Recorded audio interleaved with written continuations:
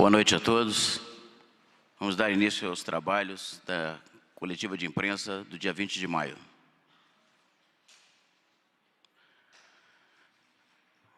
Vamos abordar inicialmente leitos de UTI para a Covid, cujo número de habilitação sobe para 6.142. Lembrando mais uma vez que são leitos exclusivos para o atendimento a pacientes com a doença. Como já abordado anteriormente, esses leitos estão sendo contemplados, após a habilitação atendendo requisitos técnicos, eles estão sendo contemplados com R$ 1.600 de diária por dia, independente de ocupação. E esse recurso está sendo repassado a estados e municípios na cota integral dos 30 dias e está sendo pago de maneira adiantada para 90 dias. Então, portarias, na semana que nos encontramos, habilitaram mais 2.352 leitos de UTI, sendo 2.242 para adultos e 110 de UTI pediátrica, todos voltados exclusivamente para pacientes graves ou gravíssimos do coronavírus. Então, conforme abordado, os leitos recebem o dobro do valor normal que antes do advento da Covid era de R$ 800 por dia por leito ocupado. E agora, como eu coloquei, R$ 1.600 por dia durante os 30 dias do mês, independente de estar ocupado ou não, sendo pago de maneira adiantada por 3 meses. Então já foram pagos à vista 334,6 milhões em uma parcela única. Contemplados nessa semana, temos estados de Alagoas, 10, Bahia, 46, Ceará, 212, Maranhão, 128, Mato Grosso do Sul, 77, Mato Grosso, 263, Pará, 304, Pernambuco, 84, Piauí, 32, Rio de Janeiro, 5, Rio Grande do Norte, 251, Rio Grande do Sul, 280 e São Paulo, 660. Cabe ressaltar que, para a habilitação desses leitos, o protocolo também foi simplificado com vistas a desburocratizar e atender o mais curto prazo estados e municípios. Temos um total de 6.142 leitos de UTI habilitados até o momento. Investimento do governo em infraestrutura.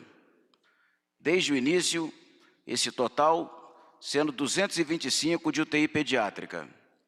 Investidos 882,3 milhões referente ao custeio dos leitos para os próximos 3 meses, a partir do momento da habilitação.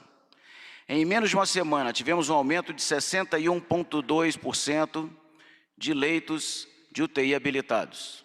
É o trabalho das equipes da Secretaria de Atenção Especializada, que está fazendo essa auditoria e habilitando os leitos conforme a solicitação dos gestores estaduais e municipais.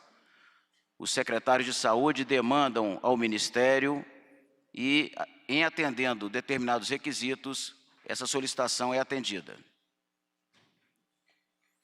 Então, nós temos detalhamento, eu não vou abordar por estado, mas nós temos todos os leitos que foram habilitados, será disponibilizado à imprensa por unidades da Federação e Distrito Federal, e o valor total de pouco mais de 800 milhões de reais.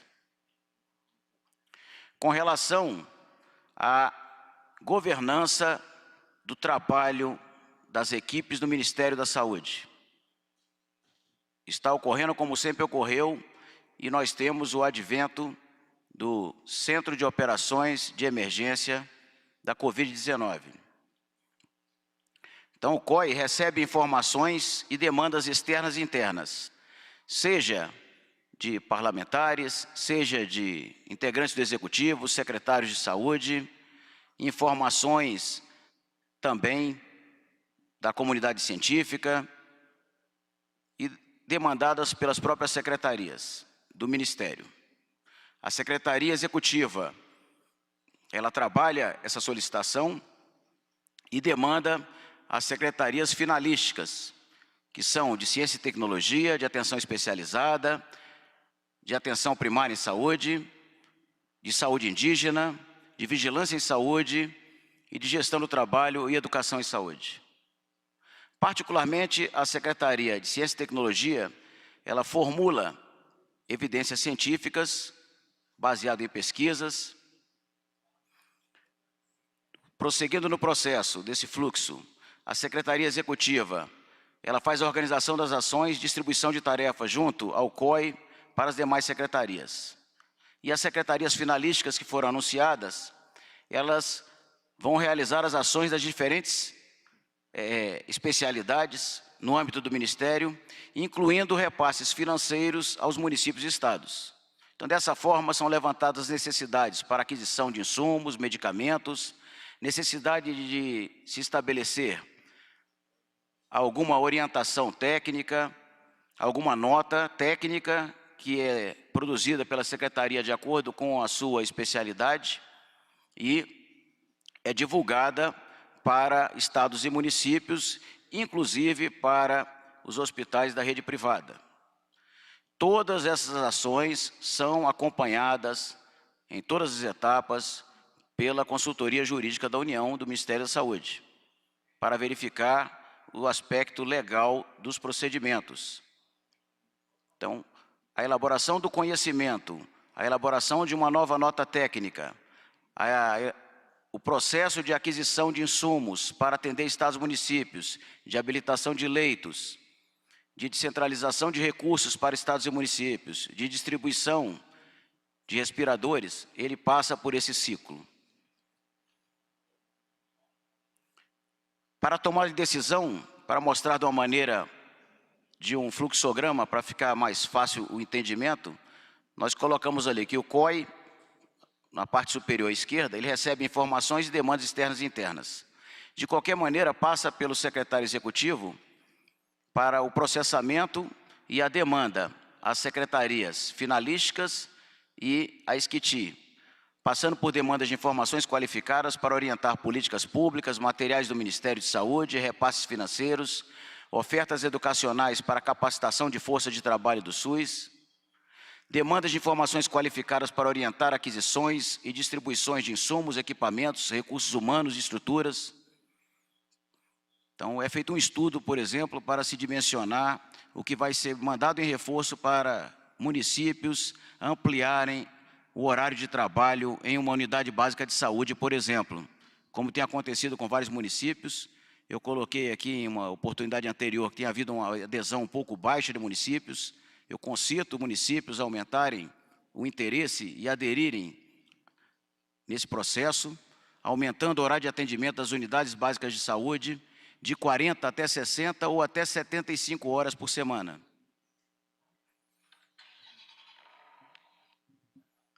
Volta, por favor. O acompanhamento pela Conjur, como foi colocado, e a entrega de produtos com evidências científicas para orientar a tomada da decisão. A organização das ações e a distribuição de tarefas junto ao Centro de Operações de Emergência para as demais secretarias e ações das diferentes secretarias, incluindo repasses financeiros. E o ciclo se realimenta com novas demandas para o COI, onde é reavaliada a situação e o processo ele é contínuo, sendo retroalimentado ou alimentado por demandas internas e externas. Nós vamos partir agora, talvez, para o assunto que está despertando o interesse de muitos, que são as orientações para o manuseio medicamentoso precoce de pacientes com diagnóstico da Covid-19. Então, conforme o fluxograma anteriormente apresentado, cabe destacar que houve a participação de vários técnicos do Ministério, que é um trabalho que vem sendo feito já há um bom tempo, que está sendo consolidado, pactuado com conselhos, com CONAS, com CONASEMES. Ele tem uma larga fonte de referências, são 76, né, doutora? Se eu não me engano, 76 fontes de referência, e um trabalho que foi acordado, houve de maneira consensual por todas as secretarias, cujos secretários assinam essa nota técnica que vai ser divulgada no dia de hoje. Passo para a secretária Mayra.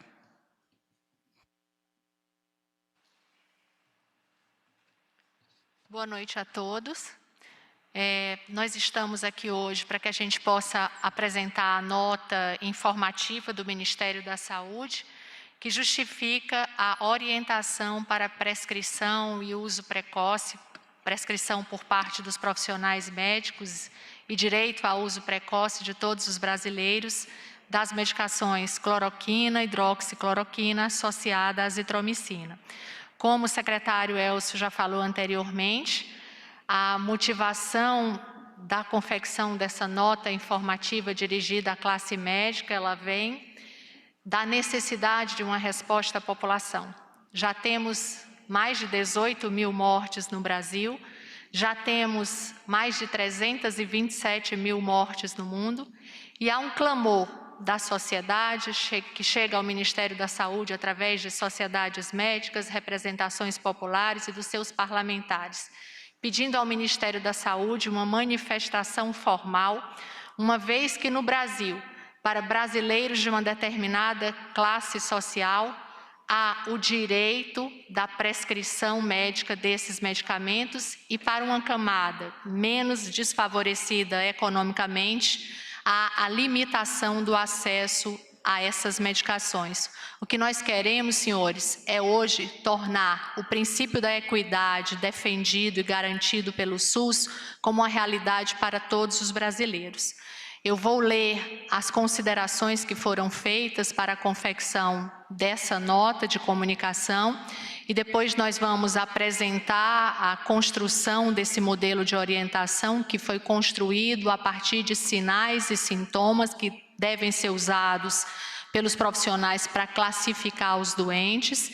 E, em seguida, o que nós vamos apresentar para os senhores é uma revisão de toda a literatura e protocolos disponíveis no Brasil e no mundo que estão referendados nas referências que são encontradas na nota e que garantem uma uniformidade das doses de prescrição. O que, mais uma vez, é importante que se diga é que a prescrição desses medicamentos ela é facultada aos profissionais médicos no país, já disponibilizada pela orientação e pelas considerações do Conselho Federal de Medicina, e o que nós estamos fazendo é oferecer à população brasileira o direito de equidade, que deve ser uma garantia do SUS, ao uniformizar uma orientação para que a gente não tenha doses erradas sendo oferecidas aos brasileiros e que a gente não tenha a orientação dos cuidados que devem ser oferecidos à população para o uso desses medicamentos e os devidos esclarecimentos. Então, a gente vai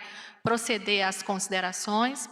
Então, a princípio, considerando que cabe ao Ministério da Saúde acompanhar, controlar e avaliar as ações e os serviços de saúde, respeitadas as competências estaduais e municipais nos termos da Constituição Federal e da Lei 8080, de 19 de setembro de 1990, considerando que até o momento não existem evidências científicas robustas que possibilitem a indicação de terapia farmacológica específica para a Covid-19, considerando que a manutenção do acompanhamento da comunidade científica dos resultados de estudos com medicamentos é de extrema relevância para atualizar periodicamente as orientações para tratamento da Covid-19, que existem muitos medicamentos em teste, com muitos resultados sendo divulgados diariamente, e vários desses medicamentos têm sido promissores em testes de laboratório e por observação clínica, mesmo com muitos ensaios clínicos ainda em análise, considerando que alguns estados, municípios e hospitais da rede privada já estabeleceram protocolos próprios de uso da cloroquina e da hidroxicloroquina associada à azitromicina para tratamento da Covid, considerando a necessidade de uniformização da informação para os profissionais da saúde no âmbito do Sistema Único de Saúde, considerando a existência de diversos estudos sobre o uso da cloroquina e hidroxicloroquina no tratamento da Covid, considerando a larga experiência do uso da cloroquina e da hidroxicloroquina no tratamento de outras doenças infecciosas e de doenças crônicas no uso do Sistema Único de Saúde, e que não existe, até o momento, outro tratamento eficaz disponível para a Covid-19. E aqui eu faço uma ressalva: o Ministério da Saúde já adotou em protocolos anteriores, e nós estamos falando hoje de uma orientação e não de um protocolo, a indicação da cloroquina para tratamento do Zika vírus e da chikungunya, em momento recente, onde os senhores assistiram outras epidemias no país, inclusive com recomendação expressa de que a cloroquina pudesse ser usada por gestantes para proteção fetal. Então, a gente já tem disponibilizado, além dos tratamentos para as doenças infecciosas, como a malária, para os grupos de doenças reumatológicas, a prescrição para outros vírus em situação muito recente do país, a quais todos os senhores devem lembrar. Considerando ainda a necessidade de orientar o uso da cloroquina, da hidroxicloroquina no Sistema Único de Saúde pelos profissionais médicos, e aí a gente faz a ressalva, a prescrição aos médicos ela já foi liberada pelo conselho que regula o ato médico. Então, o que nós estamos fazendo nesse momento é respeitar o direito que os profissionais médicos têm de prescrever para os seus pacientes, o que já acontece nos serviços privados desse país, causando enorme desigualdade entre ricos e pobres, favorecidos e desfavorecidos. Considerando ainda a necessidade de orientar o uso de fármacos no tratamento precoce da Covid-19 no âmbito do Sistema Único de Saúde pelos médicos, inclusive esclarecendo complicações, efeitos colaterais. Considerando a necessidade de reforçar que a autoprescrição dos medicamentos aqui orientados pode resultar em prejuízos à saúde, ou redução da oferta para pessoas com indicação precisa para o seu uso. De novo, fazemos uma ressalva: o que o Ministério da Saúde está orientando não é a autoprescrição desses medicamentos, é o direito para que todos os brasileiros possam ter acesso a essa medicação a partir da avaliação médica presencial nas unidades de saúde, e que é prescrição médica já regulada pelo seu conselho, a dispensação da receita médica desses medicamentos para que os brasileiros possam recebê-los, seja através das farmácias do SUS, seja através da compra nas farmácias disponíveis, dispostas em todo o território nacional. Nós não estamos recomendando que nenhum brasileiro faça uso de autoprescrição. Considerando ainda a necessidade de avaliação dos pacientes através de anamnese, exame físico e exames complementares nos equipamentos de saúde do Sistema Único de Saúde, considerando que a prescrição de todo e qualquer medicamento é prerrogativa do médico e que o tratamento do paciente portador da Covid-19 deve ser baseado na autonomia do médico e na valorização da relação médico-paciente, que deve ser a mais próxima possível, com o objetivo de oferecer o melhor tratamento disponível no momento. Considerando que o Conselho Federal de Medicina recentemente propôs a consideração da prescrição de cloroquina e hidroxicloroquina pelos médicos em condições excepcionais, mediante o livre consentimento esclarecido do paciente para o tratamento da Covid. Isso consta do processo consulta do Conselho Federal de Medicina 8/2020, que os senhores vão encontrar também nas referências dessa nota. O Ministério da Saúde, então, com o objetivo de ampliar o acesso dos pacientes ao tratamento medicamentoso no âmbito do SUS, publica as seguintes orientações para o tratamento medicamentoso precoce dos pacientes com Covid. O que nós apresentamos agora para os senhores é uma classificação que foi feita dentro do COI pelos técnicos do Ministério da Saúde, consultando diversas orientações internacionais de trabalhos, de serviços que já disponibilizam a droga, entrando em contato com toda a comunidade brasileira de cientistas, de prescritores clínicos, direção de hospitais, de redes de saúde, que já tem também a prescrição disponibilizada para para os seus pacientes e utilizando os próprios documentos já existentes hoje nos boletins do Ministério da Saúde, criados pelas suas secretarias de atenção primária, de atenção especializada, que já definiram os sinais e os sintomas da doença. Nós dividimos esses sinais e sintomas em grupos, sintomas leves, moderados e graves, para que a gente possa facilitar o diagnóstico clínico. E o que a gente hoje pode dizer é que nós não retardaremos o início da possibilidade dos brasileiros terem acesso a esses medicamentos, enquanto se aguarda o resultado dos exames que devem ser feitos. Nós não vamos retardar a espera dos brasileiros enquanto nós assistimos novos óbitos todos os dias, mas não estamos dizendo que esses brasileiros não deverão procurar os serviços médicos, que nós estimulamos a autoprescrição e que não serão orientados e realizados os exames laboratoriais necessários, os exames radiológicos necessários. Inclusive, nos anexos dessa nota, os senhores encontrarão a orientação para a realização de exame eletrocardiográfico, segundo a orientação da Sociedade Brasileira de Cardiologia, que deverá ser feito no início da dispensação do tratamento, ou seja, no primeiro dia, no terceiro dia e no quinto dia.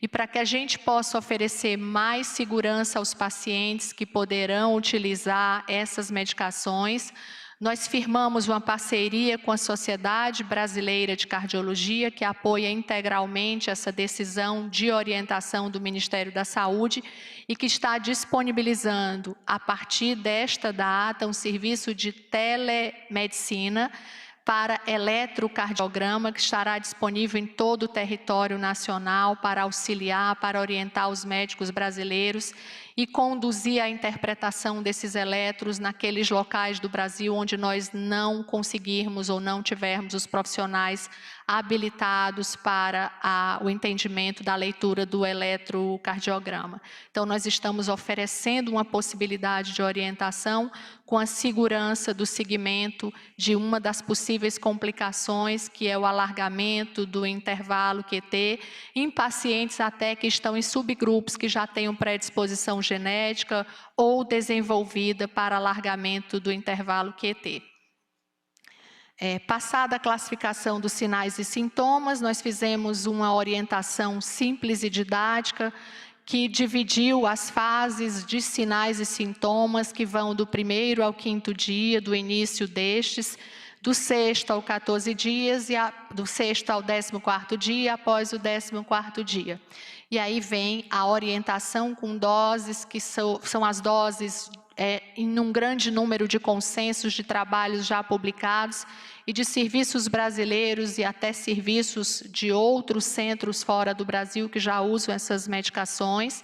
Tivemos o cuidado de colocar para a orientação dos médicos apresentações diferentes das duas substâncias químicas, a hidroxicloroquina e o difosfato de cloroquina, e colocar as apresentações hoje disponíveis dentro dos laboratórios do Sistema Único de Saúde, seja os laboratórios da Fundação Oswaldo Cruz, sejam os laboratórios militares que produzem a substância. Tivemos um outro cuidado quando nós falamos em acesso, garantia de direitos a todos os brasileiros, que foi estabelecer se nós tínhamos dentro dos estoques do Ministério da Saúde dos estados essas medicações em quantitativo suficiente para que nós pudéssemos orientar suas prescrições. Então, estamos fazendo uma orientação responsável, intensificando a produção da substância nos laboratórios que trabalham com o Ministério da Saúde, fazendo contatos internacionais para que a gente possa trazer para o Brasil o princípio ativo da hidroxicloroquina, hoje em falta em todo o mundo, e estamos, a partir de agora, também trabalhando para que o estoque da azitromicina, que é a substância que deve ser usada em associação, também possa ser garantida nos estados e municípios. Então, essas são as doses, a gente vai evitar ler para não ser extenso. Colocamos também em cada uma das fases as orientações que devem ser seguidas pelos profissionais, como sugestão do Ministério da Saúde, como o uso, quando necessário, de anticoagulação, corticoides, a sugestão de internação ou não dependendo da classificação dos sinais e sintomas e a classificação do paciente, consequentemente, como portador de sintomas e sinais leves, moderados e graves. E, por fim, colocamos todas as notas explicativas no que diz respeito ao que consta em toda a nota de orientação, com todas as orientações para os profissionais médicos sobre a necessidade de conhecimento de interações medicamentosas, sobre a necessidade dos exames que nós consideramos importantes para essa orientação e todas as referências que são importantes para que a população brasileira tenha segurança da responsabilidade do Ministério da Saúde nessa orientação que hoje nós disponibilizamos. Estaremos agora disponíveis para as perguntas que forem necessárias e esperamos que com essa garantia de acesso, com respeito ao princípio da equidade, aqui manifestado através da oportunidade que todos os brasileiros possam receber dos seus médicos, nas unidades de saúde, essa medicação, nós possamos cumprir com as nossas garantias constitucionais e que possamos dizer aos brasileiros que estamos cuidadosos, atentos e fazendo o nosso papel para que todos os esforços no Brasil aconteçam para a redução das mortes, redução do sofrimento das famílias e garantia de acesso oportuno e precoce ao único tratamento que nós temos hoje para essa doença. Muito obrigada.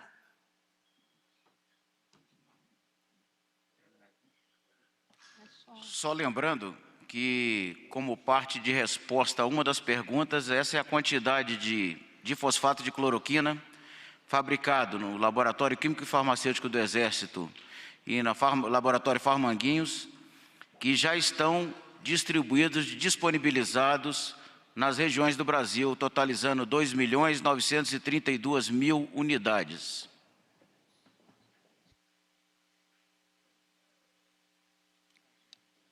Eu faço uma ressalva ao comentário do secretário Elcio, que nós tivemos o cuidado também, dentro das nossas responsabilidades, de provisionar a dispensação, o uso e os estoques da cloroquina para todos aqueles pacientes no país que usam a medicação para tratamento de doenças como a malária.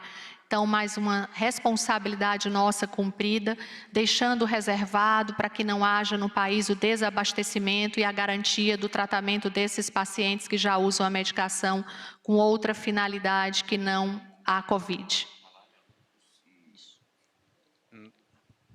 Cabe ressaltar que, junto com essas orientações, elas possuem um anexo, que é o anexo de orientação ao paciente e de aceitação, que será assinado pelo paciente e pelo médico, onde ele vai consentir que seja tratado com esse medicamento e que tomará ciência de possíveis aspectos que o seu organismo vai, sintomas decorrentes do uso do medicamento, para que ele autorize. Então, o médico não é obrigado a usar esse medicamento, ele vai fazer a avaliação do paciente e o paciente também não é obrigado a aceitar o tratamento. Nós estamos oportunizando ao médico e ao paciente esse tipo de tratamento. Seguindo aqui a organização desta coletiva de imprensa, nós temos perguntas enviadas de forma online para o Ministério da Saúde e outras que serão feitas aqui de forma presencial. Nós vamos fazer 5 primeiras perguntas enviadas no grupo de jornalistas e depois abrimos para 2 presenciais e assim sucessivamente. Também respeitando a ordem das apresentações, a primeira pergunta que eu faço aqui é Carolina Moreno, TV Globo. Ela pergunta qual tem sido a média de intervalo para o Ministério da Saúde habilitar no SUS os leitos para a Covid-19 ativados e encaminhados pelos governos estaduais. Enquanto isso, quem banca aquele leito é o governo estadual. Por que o leito de Covid-19 estão sendo habilitados no CNES na categoria não SUS? Qual a diferença entre a classificação SUS e não SUS? E como podemos comparar o histórico de leitos no setor público antes e depois da epidemia? Boa noite. Em relação ao tempo médio do intervalo, o Ministério ele recebe um ofício dos gestores estaduais ou municipais e, desde que ele esteja dentro dos critérios que a portaria exige, ou seja, estarem cadastrados no CNES, ser leitos novos, terem os recursos humanos exigidos e os equipamentos, eles estão durando, em média, 4 dias de avaliação da área técnica até a publicação da portaria. Os leitos, como o secretário Elcio falou, eles são habilitados e, quando ele é publicado na portaria, nós repassamos o custeio antecipadamente de 90 dias, o valor de R$ 1.600 a diária de cada leito desse habilitado. Eles são habilitados, não é categoria não SUS, eles são habilitados como existentes. E a partir do momento que nós habilitamos, ele passa automaticamente a ser SUS. E o histórico é a quantidade de leitos novos que nós estamos habilitando. Hoje, mais de 6.000 leitos foram habilitados para o enfrentamento da Covid, e isso é um aumento do nosso número de leitos que nós temos normalmente.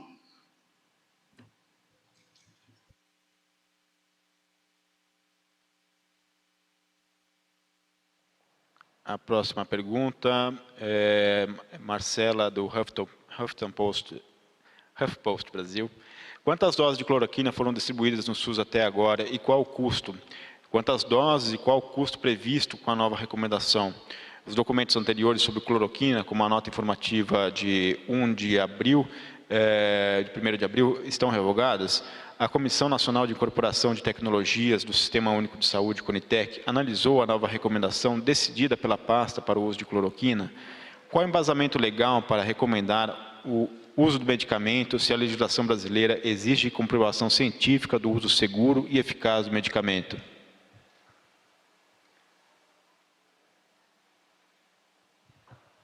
Nós vamos dividir aqui a resposta, o técnico da Secretaria de Ciência, e eu vou responder a parte clínica aqui. Em relação à questão da CONITEC, houve recomendação decidida pela pasta do uso da cloroquina, nós estamos falando de disponibilizar uma orientação.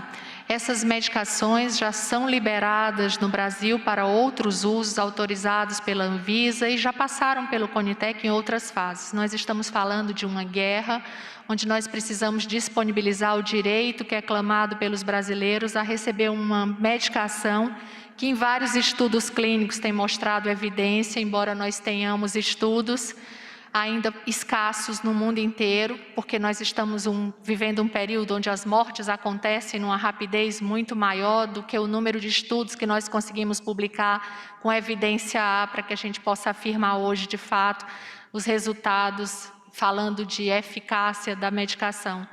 Nesse momento, o que nós estamos fazendo é garantir aos brasileiros o acesso a essa medicação, mais uma vez afirmo, respeitando o princípio da equidade, onde a gente possa ter uma medicação segura usada no Brasil há muito tempo e no mundo para outras doenças infecciosas, inclusive para outras doenças virais, usada para processos reumatológicos, uma medicação que tem segurança, apesar dos efeitos colaterais que são comuns a diversos outros fármacos.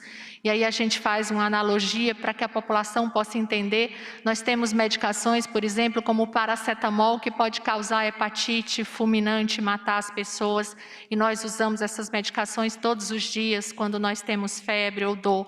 Nós estamos falando de uma pandemia, de uma situação de emergência, onde a nossa responsabilidade enquanto Ministério da Saúde é usar todos os meios, buscar todos os dias evidências através de estudos clínicos, acompanhar esses estudos, mas oportunizar aos brasileiros, aos médicos prescritores, o que já foi orientado pelo seu conselho, a prescrição que fica a critério médico e o direito do paciente de assentir ou não se ele quer receber a medicação. A nós, Ministério da Saúde, cabe uniformizar essa recomendação e garantir que essas medicações que devem ser de dispensação do Ministério da Saúde, elas possam ser ofertadas à população. E para isso nós não requeremos, não necessitamos nesse momento de mais autorizações.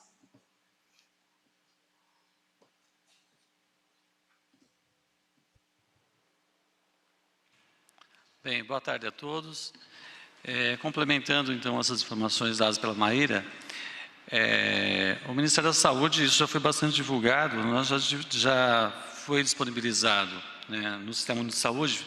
O Ministério da Saúde já realizou 3 entregas, com base, então, no protocolo que estava vigente, né, nas recomendações de uso para uso grave hospitalar.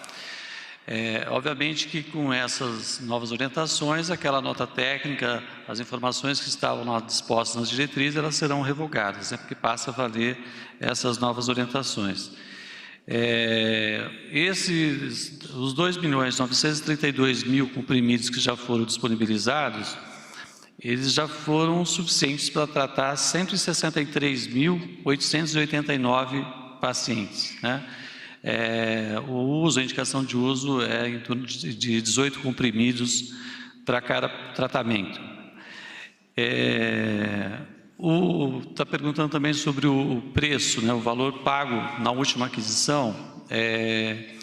O Ministério da Saúde contratou, no início desse ano, 3 milhões de comprimidos da Fiocruz, e, obviamente, que o Ministério da Saúde contrata, né, compra cloroquina todos os anos para atendimento do programa de malária, né? E acabou coincidindo que, com o início do surto da Covid-19, da pandemia, o Ministério tinha acabado de assinar a gente não faz contrato, né? A Pharmanguinhos, por se tratar de um órgão também da União, ligado ao Ministério da Saúde, nós contratamos através de um TED, que é um termo, né, de descentralização, de execução descentralizada. E então nós, em março, tínhamos acabado de assinar então um TED, e a Fiocruz já tinha pronto aqui no Brasil, haja vista que ele já tinha matéria-prima para a produção. Então, imediatamente, ele entregou 3 milhões ao Ministério da Saúde a um custo de 0,69 centavos, ou seja, o valor é bastante baixo, é menos de 7 centavos o comprimido de cloroquina pago nessa aquisição que o Ministério fez. Obviamente, assim, não há garantia de que será esse o preço, né, que será nas próximas aquisições, porque Pharmanguinhos está agora importando o IFA, está comprando o IFA no mercado internacional para a produção.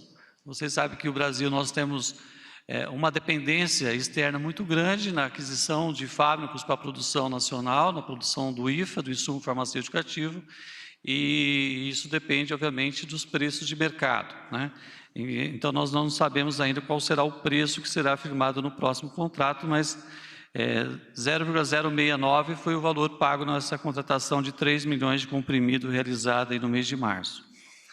E o Ministério da Saúde tem também, hoje, até estava no slide, nós temos ainda em estoque um quantitativo disponível, né, para a Covid de 1.462.000 comprimidos.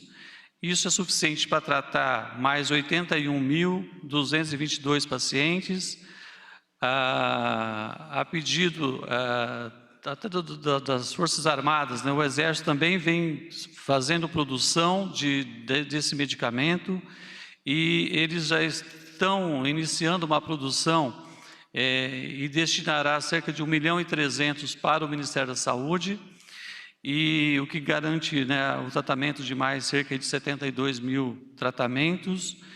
E também o Ministério da Saúde tem, em negociação com a Fiocruz, a produção de mais 4 milhões de comprimidos de cloroquina. Uma parte já iniciando a produção de 1 milhão de comprimidos, com prazo aí de entrega a partir agora do dia 10 de junho, e assim sucessivamente ele vai ter uma capacidade de produção de 1 milhão, mais ou menos a cada 20 dias, mais ou menos. Então, ao todo, nós já fornecemos medicamento para tratamento de cerca de quase 164 mil, e esses quantitativos já estão em vias de negociação, de produção, garante, então, o tratamento de mais 375.664 tratamentos. Não sei se eu deixei alguma pergunta para trás. A próxima pergunta é de Manuela, Jornal J. Trata-se de um novo protocolo a ser seguido no SUS ou são orientações? Há diferença? O protocolo do dia 1º, que trata de medicação para pacientes graves, é assinado por um corpo médico. Por que o documento de hoje não segue o mesmo padrão? O Ministério da Saúde possui algum estudo que comprove que os efeitos positivos da prescrição sugerida no documento divulgado hoje são superiores aos riscos aos pacientes? O documento possui o mesmo peso do anterior, voltado para casos graves, ou há alguma diferença? Bom, vamos lá.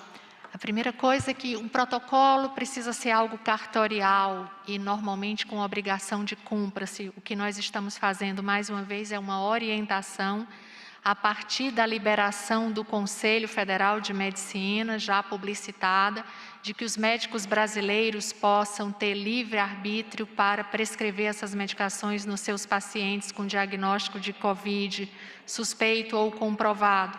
O que nós queremos com essa orientação é garantir que o tratamento de tantos brasileiros seja retardado. Não queremos deixar de dizer que esses pacientes poderão fazer uso de automedicação, não. Pacientes deverão procurar as unidades de saúde, passar por avaliação médica através de anamnese, ou seja, a colheita de todas as informações sobre o estado da doença, sobre a história de cada um deles, passar por exame físico criterioso, colher sorologia, fazer os exames necessários e receber precocemente naqueles que têm os sinais e sintomas que se enquadrem no diagnóstico da doença, que eles possam começar precocemente o tratamento para que a gente possa diminuir o número de complicações e até as mortes no país. Nós não estamos dizendo que esses pacientes farão uso indiscriminado da medicação e que não terão, porque há um termo de consentimento necessário, que já foi até descrito no próprio documento do Conselho Federal de Medicina. Nós estamos colocando no documento anexo esse termo de consentimento que pode ser disponibilizado para todos os médicos, já como modelo para impressão, para que o paciente possa lê-lo e autorizar, dizer se ele quer receber e que ele tenha ciência de todos os riscos. O que nós estamos, mais uma vez, reafirmando é que, embora o uso seja off-label, nós estamos fazendo uma orientação, porque é o que nós temos hoje, é que o mundo vem usando, e a prova maior de que o mundo inteiro vem adotando essas medicações para socorrer suas populações é o desabastecimento do mercado mundial de cloroquina, de hidroxicloroquina, de azitromicina e outras medicações que os senhores já devem ter conhecimento através de todos os canais de comunicação, como ivermectina, como nitazoxamida. O mundo inteiro procura uma saída para que a gente possa tratar todos os povos de todas as nações, seja através de medicações, seja através das medidas de proteção, de prevenção, que nós tanto divulgamos todos os dias. O que nós devemos fazer como brasileiros é procurar uma saída comum, usar o que nós temos hoje para que a gente possa facilitar, que os brasileiros tenham acesso rápido, precoce, ao que nós temos hoje, para que nós continuamos tendo efetividade nas nossas ações e para que a gente possa, que é o que todos nós repetimos todos os dias, salvar vida. Isso não tem preço, inclusive quando a gente, eu vejo algumas perguntas, perguntando se nós calculamos o preço que vai custar para o SUS ou para o Brasil, o aumento da produção de cloroquina, de hidroxicloroquina, de outros medicamentos.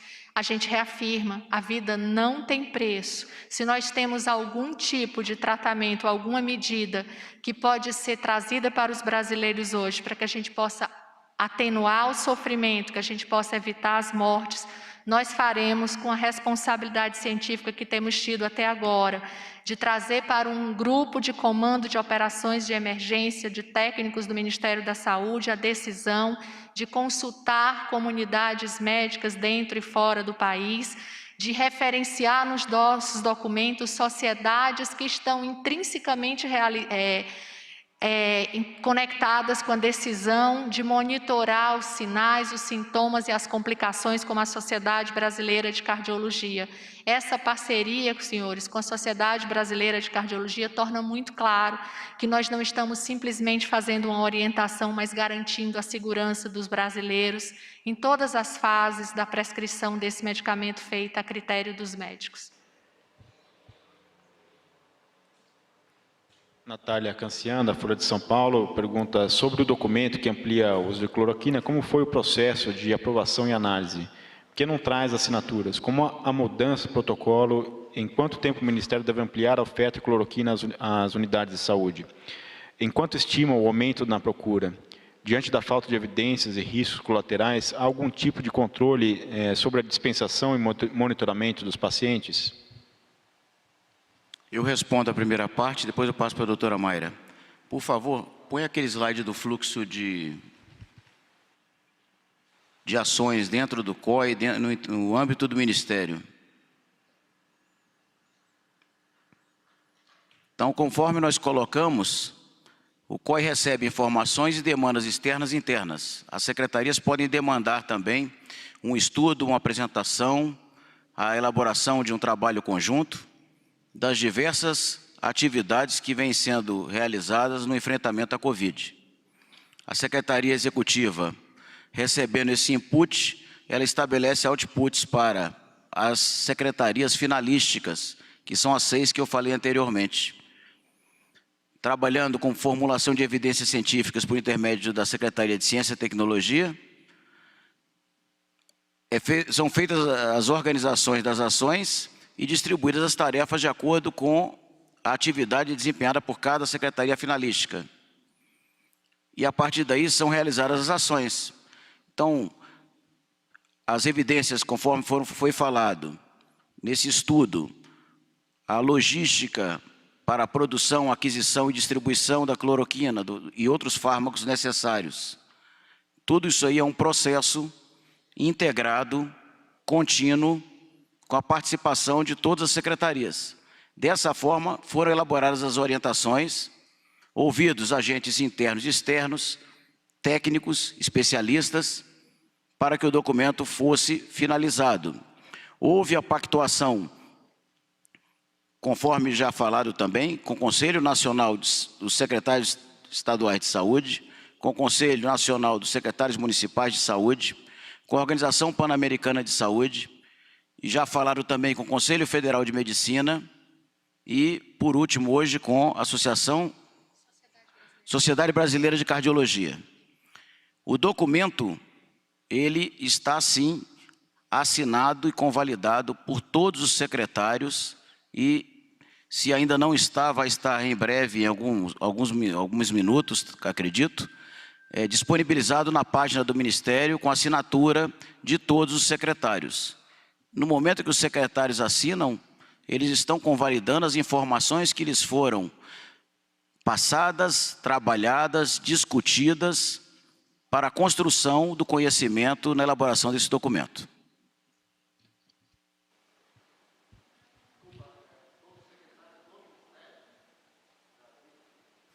Volta para outro slide, por favor. O documento estará assinado pelo secretário, o titular ou substituto da Secretaria de Ciência e Tecnologia, Secretaria de Atenção Especializada, Secretaria de Atenção Primária e Saúde, Secretaria de Saúde Indígena, Secretaria de Vigilância em Saúde e Secretaria de Gestão do Trabalho e Educação em Saúde, e pela Secretaria Executiva.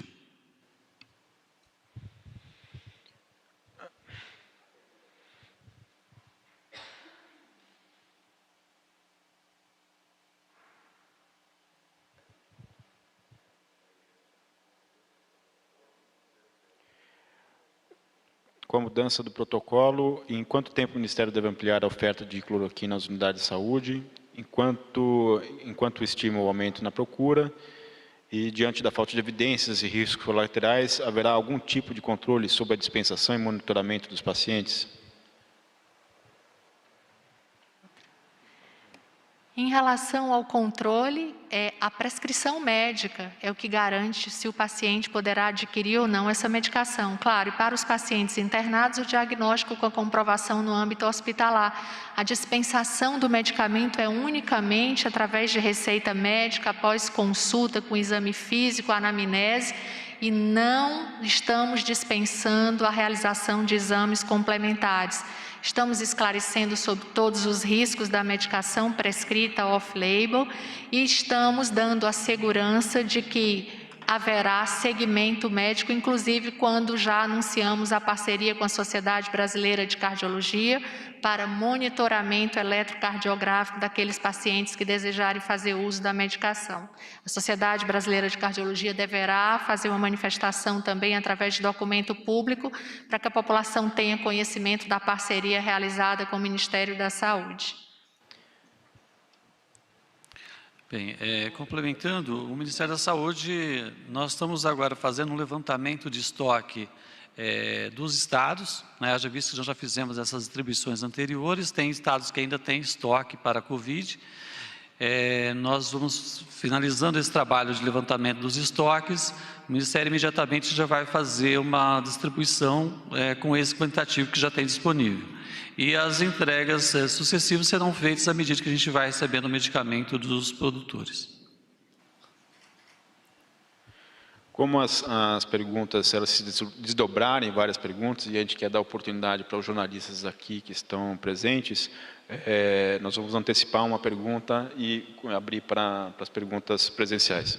2 perguntas agora, tá? E depois as online. A primeira pergunta é o Fábio Morakawa, do Valor Econômico.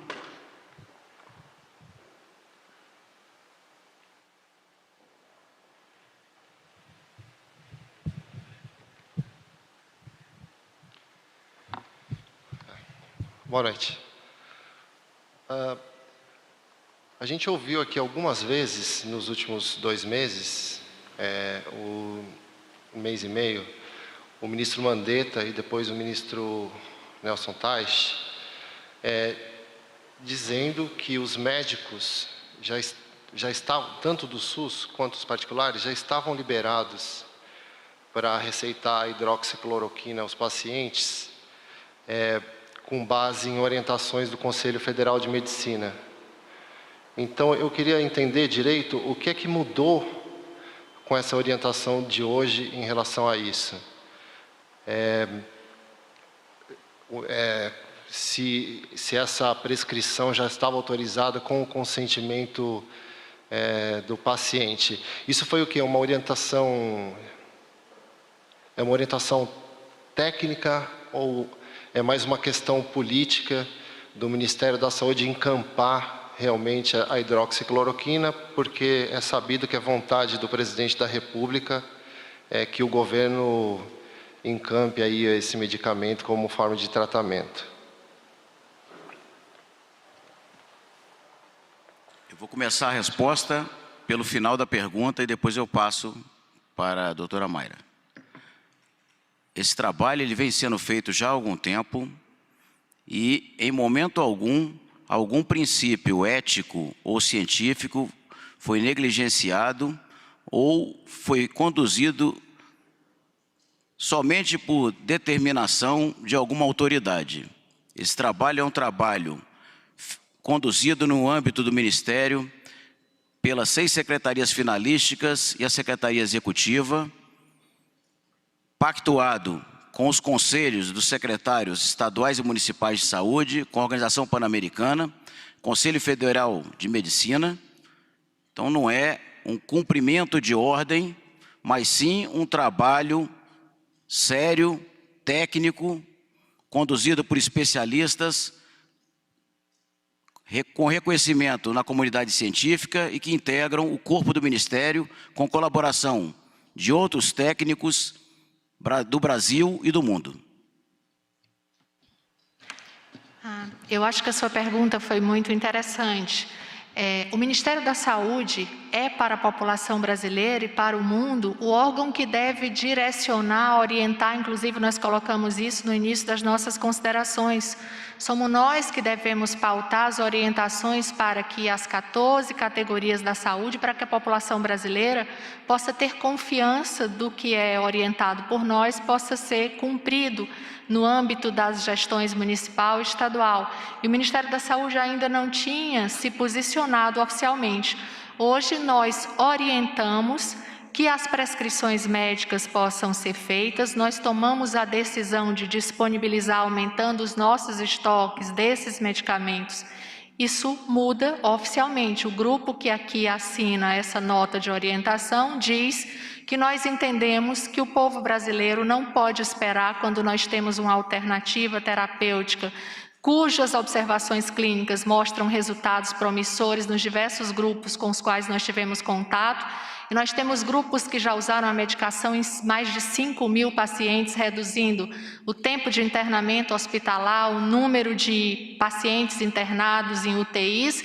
E naqueles pacientes que usaram a medicação nas UTIs, nós temos evidências do segmento clínico desses pacientes, mostrando uma redução do tempo de internamento e da diminuição do número de mortes. É nisso que nós estamos nos baseando para que a gente possa garantir o acesso, através da prescrição médica já autorizada pelo Conselho, a todos os brasileiros que quiserem fazer uso. O que nós estamos fazendo de diferente aqui hoje é fazer uma orientação oficial não feita antes. E entendo a preocupação do presidente como eleito pelo povo brasileiro, para que ele possa proteger e disponibilizar esse direito através do Ministério da Saúde. Próxima pergunta desse primeiro bloco, Daniele Popov, TV Brasil. Boa noite. Duas questões. A primeira é sobre aquele quadro que mostra a distribuição, né, da quantidade de comprimidos, enfim, de doses, 2.932.000. Tem uma previsão de por quanto tempo dura essa quantidade já distribuída? Assim, vocês estão prevendo a quantidade de pessoas, por quanto tempo sendo atendidas com essa quantidade de doses? A segunda questão diz respeito à automedicação. Com essas orientações, ampliando, né, aí o uso da cloroquina, mesmo que associada, qual é a orientação do governo para que a população, com base nessa nova orientação, não faça a automedicação ou não faça uso sem um embasamento ou uma prescrição médica? Obrigada. Bom, hoje já existe a determinação de que essas medicações não sejam vendidas no âmbito das farmácias no território nacional sem a receita médica. Então, não há possibilidade, isso seria um ato ilegal de você adquirir esses medicamentos sem a receita, e nós esperamos que, para adquirir a receita, todos os pacientes tenham passado por uma unidade de saúde, pelo exame físico, pela anamnese, que tenham sido submetidos aos testes sorológicos que são recomendados. Então, essa é a diferença. Para os pacientes hospitalizados, eles já vão ter a dispensação da medicação pela própria unidade de saúde, porque já vai estar, na maioria dos hospitais privados já está, e nos públicos a gente vai estar dando a tranquilidade que aqueles médicos possam prescrever essas medicações nos protocolos assistenciais desses hospitais, assim como todas as outras medicações que são sugeridas para os pacientes com quadros moderados ou graves. E quanto à questão da disponibilização em estoque, nós estamos tendo essa preocupação desde o momento em que a gente começou a discutir a orientação, que é checar com todos os laboratórios, Oswaldo Cruz, laboratórios militares, que essa produção seja intensificada. Já há um calendário, que eu creio que até o dia 20 nós estaremos recebendo um novo quantitativo. Já foram feitos contatos com outros laboratórios e empresas internacionais, para que a gente possa receber, por exemplo, a hidroxicloroquina no país. Para que vocês tenham ideia do grau de cuidado que nós estamos tendo, nós sabemos que boa parte das pessoas que adquirem Covid em quadros graves, elas são internadas em UTI, podem evoluir até 30% desses pacientes para insuficiência renal, e esses pacientes devem usar a hidroxicloroquina e não a cloroquina. Então, nós estamos tendo cuidado também de, mesmo diante do desabastecimento mundial da medicação, que a gente possa conseguir matéria-prima para que esses pacientes tenham acesso à hidroxicloroquina e possam ter cura, no caso, tratamento para a Covid. Hoje existe um clamor em todas as clínicas de diálise no país que estão recebendo pacientes com Covid, elas não dispõem da hidroxicloroquina, e muitos desses doentes que têm sim uma comorbidade grave, que é a doença renal crônica, eles estão tendo uma alta mortalidade. Então, nós estamos em todas as fases em que é possível a ação rápida e estratégica do Ministério da Saúde, tomar os devidos cuidados conseguir que essas medicações estejam disponibilizadas. Inclusive, foi levado para o Centro de Operações de Emergência a questão da azitromicina também. Hoje já há desabastecimento no mundo inteiro da medicação, a prova de que quase todo mundo vem adotando de forma off-label esse protocolo de associação das medicações. Então, nós estamos tomando todo o cuidado para que, que depende da ação do Ministério da Saúde, essa oferta desses medicamentos seja garantida, seja através das farmácias e a distribuição que chegue ao país, seja através da nossa produção. Agora, lembrando que a responsabilidade de distribuição, de aquisição dessas medicações também é dos estados e dos municípios, que elas já existem como a azitromicina no âmbito da atenção primária, e que a compra de alguma delas cabe aos municípios e estados.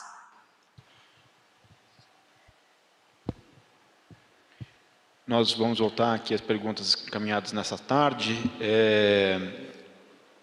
Kaique Alencar, do portal IG, e de forma a não ser repetitivo, eu vou selecionar alguns trechos de perguntas aqui encaminhadas, tá?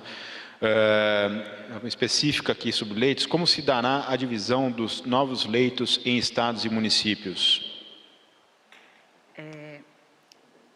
Os leitos de UTI, eles são habilitados de acordo com a solicitação dos estados e municípios, e desde que esses leitos eles estejam dentro do critério da portaria de habilitação de leitos. E os leitos clínicos, eles não são habilitados, mas nós iremos pagar pelo tratamento do paciente, que é uma média de 5 dias. Eu vou juntar duas perguntas longas, mas elas são parecidas. Beatriz Jucá e Joana Oliveira, do País, perguntam: o Ministério amplia o protocolo para uso de cloroquina em casos leves e diz que a avaliação clínica não exclui a necessidade de exames laboratoriais. O Brasil já tem condições de testar os casos leves? Quantos casos leves foram testados até agora e quais as evidências científicas consideradas pela pasta para ampliar o uso deste medicamento?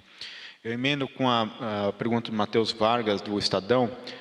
O protocolo do Conselho Federal de Medicina fala em conformação laboratorial da doença para início do tratamento. O Ministério não é claro. Pode ser a confirmação clínica ou por teste rápido? No início do documento, há novas orientações sobre exames, monitoramento eletrocardiográfico, etc. Esses procedimentos são feitos em hospitais. O SUS não poderá fornecer tratamento com cloroquina caso pacientes não façam estes exames de monitoramento?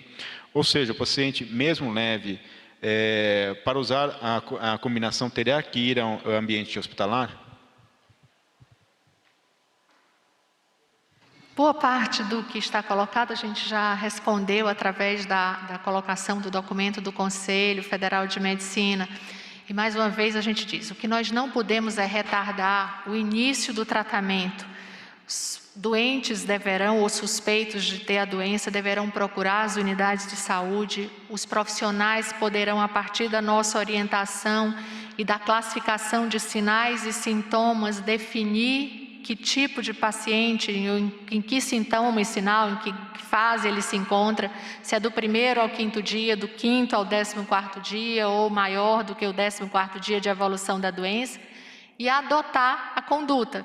E colher a sorologia nas unidades de saúde. Nós não estamos abrindo mão da colheita de sorologia para que a gente possa ter as notificações dos casos, os suspeitos e os confirmados. Isso está constante da nota informativa. Agora, o que nós não queremos é que os brasileiros morram aguardando um resultado de uma sorologia que em alguns estados leva mais de 48 horas para ser divulgada, e essas pessoas muitas vezes voltam para casa e acabam complicando em casa, e quando elas retornam para o hospital, após 2, 3 dias de coleta da sorologia, elas já estão em uma nova fase da doença, na fase em que você tem uma tempestade de citocinas e você já tem grave lesão pulmonar, e elas morrem por insuficiência pulmonar, por complicações sistêmicas hematológicas que os senhores vão encontrar descritos em todos os trabalhos internacionais. Mais uma vez, o que nós queremos é deixar facultado aos médicos e aos pacientes o início precoce enquanto se aguarda o resultado da sorologia, E um detalhe que não foi dito aqui até agora é que, sendo negativa a sorologia, a orientação é que essa prescrição seja interrompida. A Natália André, da CNN Brasil, pergunta com que critérios o Ministério da Saúde definiu as dosagens de cloroquina e hidroxicloroquina a serem receitadas aos pacientes? As dosagens seguem um consenso que nós fizemos no Brasil, consenso internacional, são semelhantes às doses que já são usadas para tratamento de outras doenças, como a malária no Brasil, já com muita segurança. E mesmo usando essas doses descritas em diversos protocolos, nós estamos orientando todos os efeitos colaterais possíveis, orientando o segmento médico criterioso. E dentre as complicações citadas, que é o prolongamento do intervalo QT, ou seja, complicações cardíacas, nós estamos orientando a realização de eletrocardiograma no primeiro, no terceiro e no quinto dia. E mais uma vez, para isso, a gente afirma a parceria com a Sociedade Brasileira de Cardiologia, para que esses pacientes possam ser monitorados, mesmo nos municípios mais distantes, mesmo nos rincões do Brasil, garantindo acesso e oportunidade para que eles possam ser tratados de forma equitativa. Ângela Bastos, jornal NSC. O que acontece se o paciente se negar a assinar o documento para o uso da cloroquina? O médico pode não querer prescrever o medicamento, o paciente pode não querer. Nós não estamos falando aqui de uma obrigatoriedade nem para que os profissionais prescrevam e nem para que os pacientes recebam o medicamento. É escolha do paciente ele saber que existe uma medicação cuja observação clínica em boa parte do país já mostra resultados, mas que ele possa dizer que não quer. Nós não estamos obrigando, orientando que ninguém vá à unidade de saúde para receber essa medicação, mas que ele possa considerar a possibilidade de, se quiser, receber ele. Para isso, nós estamos cumprindo nosso papel constitucional da garantia de acesso. Vamos finalizar aqui as perguntas presenciais. A última pergunta é o Daniel Gulino, jornal O Globo.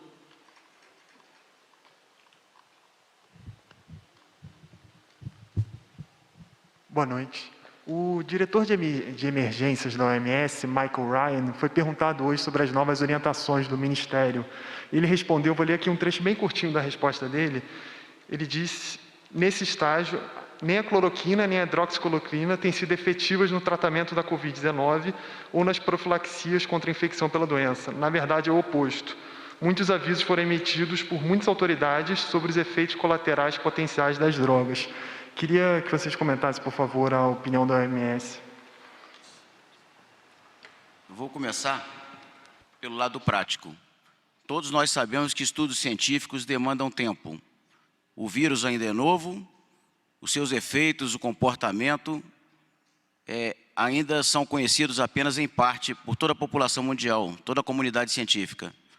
Se nós esperarmos que sejam seguidos todos os passos para que tenhamos evidências para iniciar algum tratamento terapêutico, já vai ter acabado a epidemia e milhares de pessoas morrerão.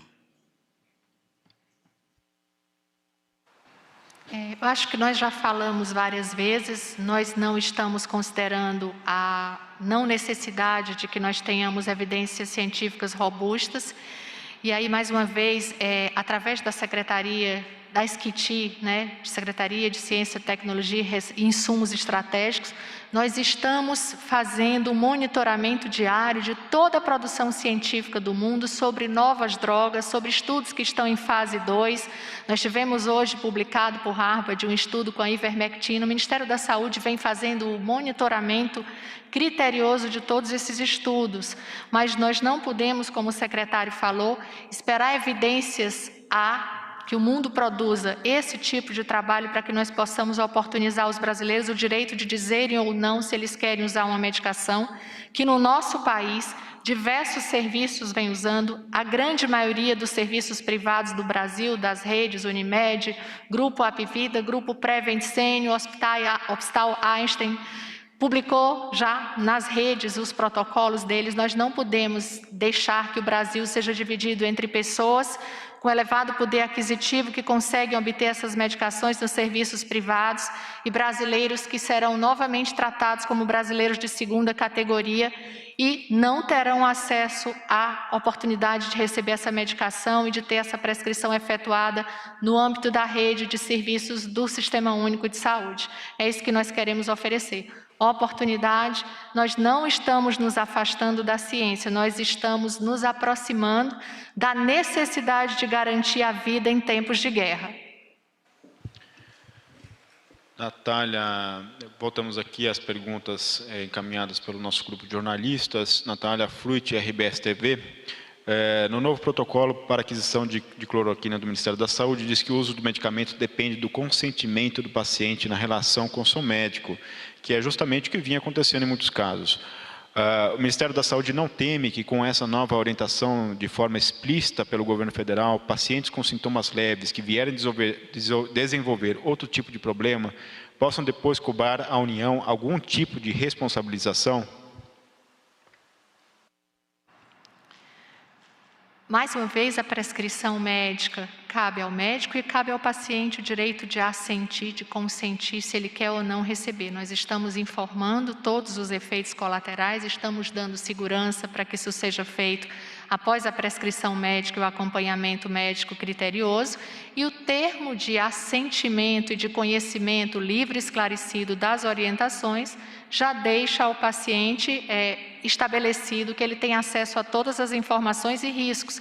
Isso já acontece no Brasil quando nós fazemos uma cirurgia, por exemplo, onde nós assinamos um termo dizendo que, por ocasião do ato anestésico ou do próprio procedimento cirúrgico, nós podemos evoluir com complicações ou até mesmo com óbito. Essa é a rotina quando nós fazemos procedimentos e quando nós fazemos procedimentos off-label, como esse que está sendo disponibilizado através da prescrição médica desses medicamentos. De perguntas aqui encaminhadas do grupo durante a coletiva, e essa vai ser a nossa última pergunta: como foi a participação do CONAS e CONASEMES na produção desse documento?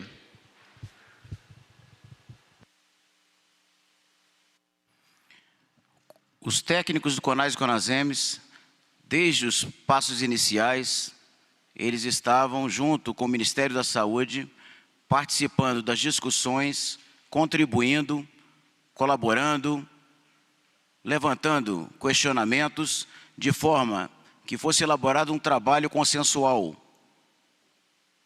Depois, numa videoconferência ou presencialmente, foram feitas novas discussões, era feita uma primeira minuta e o trabalho foi ganhando maturidade e ganhando maior robustez, considerando as referências nacionais e internacionais e algumas instituições de saúde citadas pela doutora Mayra, como Prevent Senior, Unimed, dentre outras. Então, eu acredito que nós temos uma robustez hoje de evidências e eu tenho a certeza que se eu ou algum ente querido da minha família estivesse doente, eu iria indicar pelo consentimento, pela oportunidade da vida. E é isso que o nosso presidente da República está zelando nesse momento e fica angustiado quando não se oportuniza os 3 princípios do Sistema Único de Saúde, a missão do Ministério da Saúde, que é a equidade, proporcionar a todos um tratamento igual, a universalidade e a integralidade. Esse tratamento precoce, como os senhores puderam ver, ele começa desde o início do diagnóstico, num caso leve, moderado ou grave. Então, ele vai permear desde a atenção primária até o paciente que vai para a alta complexidade em uma UTI. Estão finalizadas as perguntas dessa coletiva. Agradecemos a todos a presença.